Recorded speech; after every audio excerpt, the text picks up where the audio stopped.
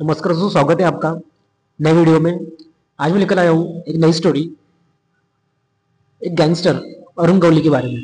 दोस्तों, लगभग 4 दशकों तक अरुण गौली कानून की शिकंजे से बचता रहा, लेकिन आखिरकार वो पकड़ा गया और सजा भी हुई। उसकी असली कहानी किसी फिल्म कहानी से कम नहीं।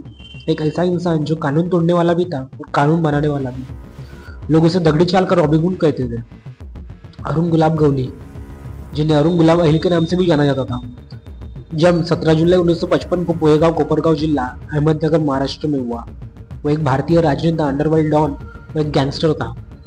गौली ने शुरुआत में simplex mill, Chinchpokli, Godrej and boys company, Vikhroli और कॉमस्टन ग्रीव कांजूरमार्ग में मजदूर के तौर पर काम किया। बाद में उसने गैंगस्टर पारसनाथ पांडे के जुए और शराब के अड्डे पर काम करना शुरू किया और यहीं से उसकी जिंदगी का रुख बदल गया। उसने शादी की जुबेदा मुजहर से, जो शादी के बाद आशा गौली बन गई और हिंदू धर्म अपना लिया। आशा गौली खुद महाराष्ट्र की विधानसभा सदस्य एमएलए रही। उनके 5 बच्चे थे, 2 बेटे, 3 बेटियां, महेश, गीता, योगिता और यातिका। गीता गौली अखिल भारतीय सेना की कॉर्पोरेटर है, चिंचपोकली विधानसभा क्षेत्र से। गौली का भतीजा सचिन अहिर महाराष्ट्र के राज्य आवास में मंत्री रह चुका है। वही उनके चाचा हुकुमचंद यादव मध्य प्रदेश के खंडवा से विधायक थे।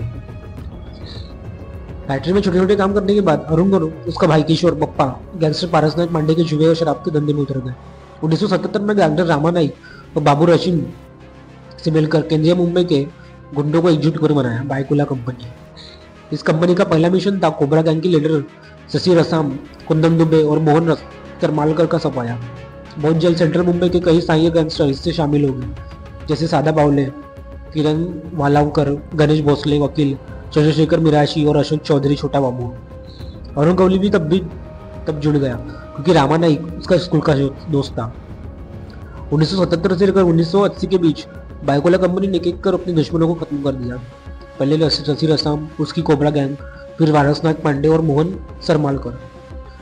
1981 में दाऊद इब्राहिम के भाई साबिर इब्राहिम की हत्या हुई। दाऊद ने मदद मांगी रामा नाइक से और उसके बदले भारी रकम की पेशकश की। रामा नाइक और अरुण गौली दोनों ने समद खान करीम लाला का भतीजा की हत्या में भूमिका निभाई। 1984 से 1988 के बीच गौली और रामा नाइक दाऊद इब्राहिम के लिए मुंबई में मुख्य अपराधी ऑपरेशन चलाने लगे। लेकिन 1988 में रामा नाइक और दाऊद के आदमी शरद शेट्टी के बीच एक जमीन विवाद हुआ जोगेश्वरी में। दाऊद ने शरद शेट्टी का साथ दिया और नाइक नाराज हो गया। कुछ महीने बाद रामा नाइक को एक पुलिस एनकाउंटर ने मार दिया। गौली ने माना कि एनकाउंटर दाऊद के इशारे पर हुआ और उसने कसम खाई बदला लेने की। इसके बाद अरुण गौली ने दगड़ी चाल बायकुला को अपना किला बना लिया। वहीं से उसने सेंट्रल मुंबई पर राज शुरू किया। लोग कहते हैं दगड़ी चाल में बिना गौली की इजाजत की कोई सांस भी नहीं ले सकता। उसके और दाऊद इब्राहिम की कंपनी के बीच कई खूनी मुठभेड़ें हुई। यह गैंगवार 1984 तक चली, जब तक मुंबई पुलिस ने दगड़ी चाल पर छापा नहीं मारा। गौली कई बार गिरफ्तार हुआ, लेकिन गवाह डर के मारे उसके खिलाफ गवाही नहीं देते थे। आखिरकार 2012 में शिवसेना नेता कमलाकर जमसांडे की हत्या की केस में उसे आजीवन कारावास, लाइफ इम्प्रिजनमेंट की सजा हुई। 138 पेज की चार्जशीट आईपीएस अधिकारी जयंती नायडू सीबीआई 2002 बैच ने दाखिल की थी।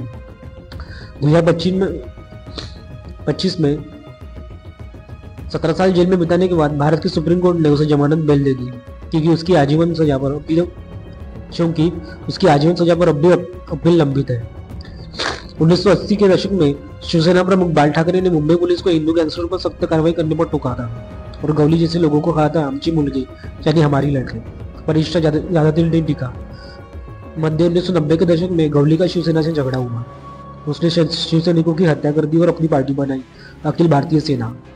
2004 में यह चिंचपोकली विधानसभा क्षेत्र से एमएलए चुना गया। उसका राजनीति में उदय उसकी स्थानीय मराठी पहचान की वजह से हुआ, जो उसे बाकी नेताओं से अलग बनाना था। बाद में उसका भतीजा सचिन अहिर गौली ने अलग हो गया और राष्ट्रवादी कांग्रेस पार्टी एनसीपी में शामिल हो गया। दोनों ने एक ही चुनाव में एक दूसरे के खिलाफ लड़ाई लड़ी, लेकिन हार दोनों को मिली और जीत मिली शिवसेना के मौजूदा सांसद मोहन रावले को।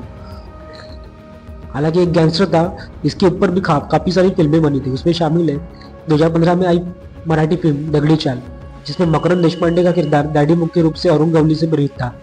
अंकुश चौधरी ने गौली के सहयोगी का रोल निभाया था। 2017 में आई डैडी, जिसमें अर्जुन रामपाल ने गौली की भूमिका निभाई। इन फिल्मों ने दिखाया कैसे एक आदमी मुंबई के अंडरवर्ल्ड का डैडी बन गया। अरुण गौली एक ऐसा नाम जिसने मुंबई के इतिहास में अपराध, राजनीति और जनता की भावनाओं को तीनों को एक साथ जोड़ दिया। कानून के नजर में अपराधी है और अपनी बस्ती के लोगों के लिए वो अब भी डैडी है।